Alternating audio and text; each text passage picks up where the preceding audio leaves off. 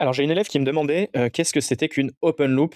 Et je vais vous expliquer avec ce post à moi que j'ai fait, qui a fait, précisément 129 000 impressions avec, pratiquement 800 likes, 215 commentaires et je sais que j'ai pas mal de personnes qui m'ont découvert avec ce post et d'ailleurs parmi ces personnes qui m'ont découvert avec ce post, il y en a qui sont devenus clients, chez The Engine. Donc je pense que c'est la parfaite illustration de ce qu'est un open loop.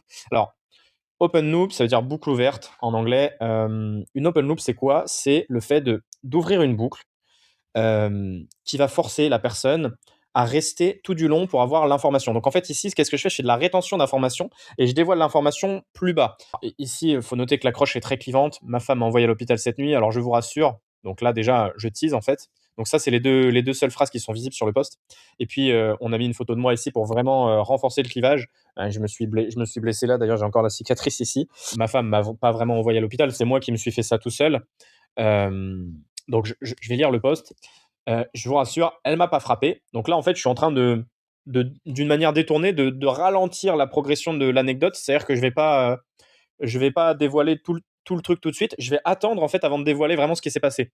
Là, je raconte, je fais du storytelling, je dormais profondément. Elle m'a réveillé en panique parce qu'elle a perdu les os. Ok, jusque-là, why not? On sait toujours pas pourquoi elle m'a envoyé à l'hôpital.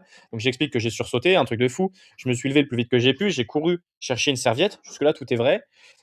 J'étais full émotion, c'est vrai, bah, j'ai sursauté, donc j'ai eu peur. Peur aussi pour d'autres raisons, mais bref, c'était le jour de l'accouchement, je le savais, donc forcément, quand elle a perdu les os, voilà, j'étais full émotion. J'avais de la joie, pas besoin d'expliquer. La fatigue intense, je venais de dormir 2 heures seulement. J'étais stressé et j'étais super stressé à son premier accouchement, là, c'était le deuxième. Donc du coup, je suis allé, lui chercher la serviette. Donc vous voyez là, on a lu tout ça. J'ai encore rien révélé et on est à plus de la moitié du post, mais j'ai encore pas révélé le truc. En fait, parce que la loupe, elle est open, la boucle est ouverte. Et là seulement je révèle. J'ai fait un malaise et je me suis pris l'angle d'un meuble dans la tête. Voilà, donc rien à voir avec ma femme, donc elle m'a pas frappé. Et pour l'anecdote, j'ai jamais fait de malaise de ma vie. Il fallait que ce soit le jour de l'accouchement de ma femme. Du coup, c'est elle qui nous a conduits à l'hôpital et pas l'inverse. La honte. Voilà. Donc, vous voyez, j'ai révélé le truc seulement ici. Ce qui fait que j'ai maintenu les gens en haleine jusqu'à là. Et donc, c'est ça une open loop. Une open loop, c'est ça. Et si vous voulez vraiment que les gens lisent vos posts et donc que ça renforce votre dwell time, hein, pour information, le dwell time, c'est le temps passé sur vos posts, eh bien, il faut absolument que vous intégriez des open loops dans votre création de contenu. C'est très connu, mais la plupart des gens que je vois ne les utilisent pas ou pas bien, alors que c'est ultra puissant.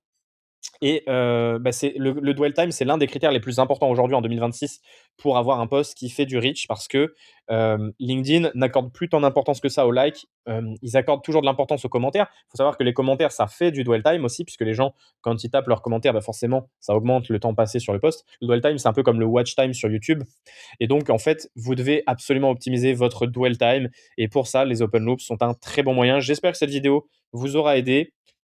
Si vous avez besoin de progresser en copywriting, sachez que je coach, je forme des coachs, je forme des infopreneurs, toutes les personnes qui ont un business dans le make money, je les aide à gagner plus d'argent grâce à LinkedIn. Je ne prends des personnes que quand je suis sûr à 100% de pouvoir les aider.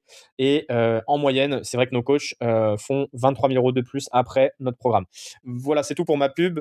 N'hésitez pas à vous rendre sur le site pour regarder un petit peu ce qu'on fait. Allez, ciao.